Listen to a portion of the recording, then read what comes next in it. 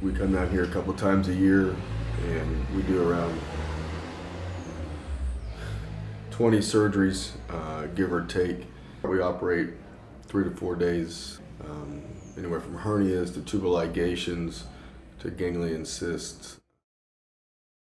So through trial and error, we found our way with Richard here in Sabaneta.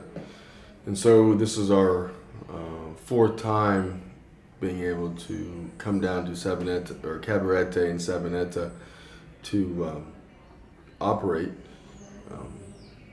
Unfortunately, it's not free. It does cost money for us to come down here and operate. You know, to me, it's the Lord's money, so it's His to what He wants to do with it. And I like to think that helping other people would be one thing He'd like for us to do.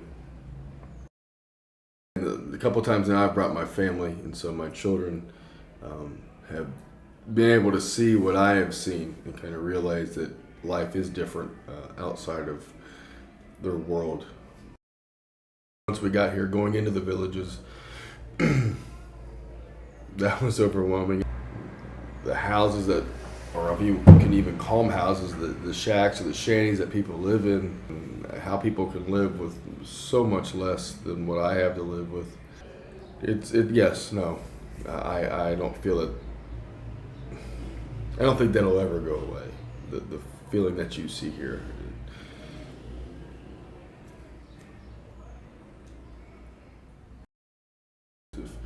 If I didn't come to this town, and for the people that don't really have anything, which actually is quite a few people, they may never get this surgery. So to me, the mission is going somewhere that's underserved,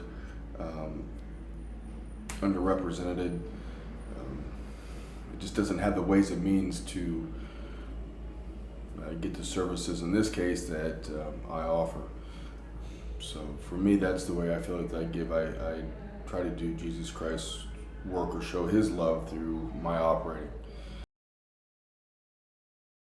So to me, that's how I interpret the mission work. And again, that always growing up in the Brethren of Christ Church, missionaries was not an uncommon thing to have a missionary on your refrigerator. Pray for them and their family. So that is my constant, but the thing I probably have the hardest time about being here is, am I doing enough? Am I giving enough? So,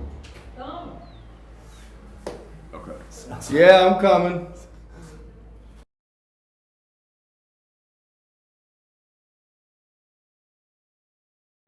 Sometimes you're just tired, sometimes you're hot, sometimes you can't see, and so there's frustration. That's a very good question. I think more of it I feel either after in the evenings, maybe when I'm praying, maybe 3 months later, maybe something just hits me, or maybe it's the time right before I get back here.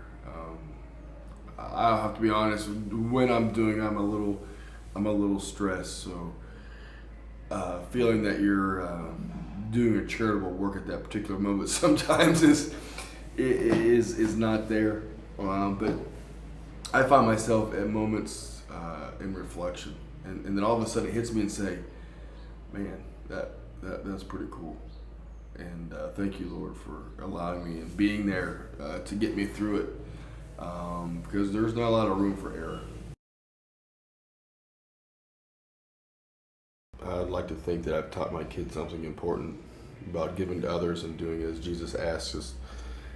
And if I've done that, then it's worth all the time and stress and money and whatever else it's taken to do that. Then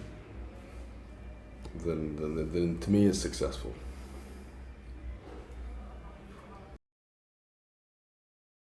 These people truly have nothing, and if we're not here to help these patients, then nothing gets done ever.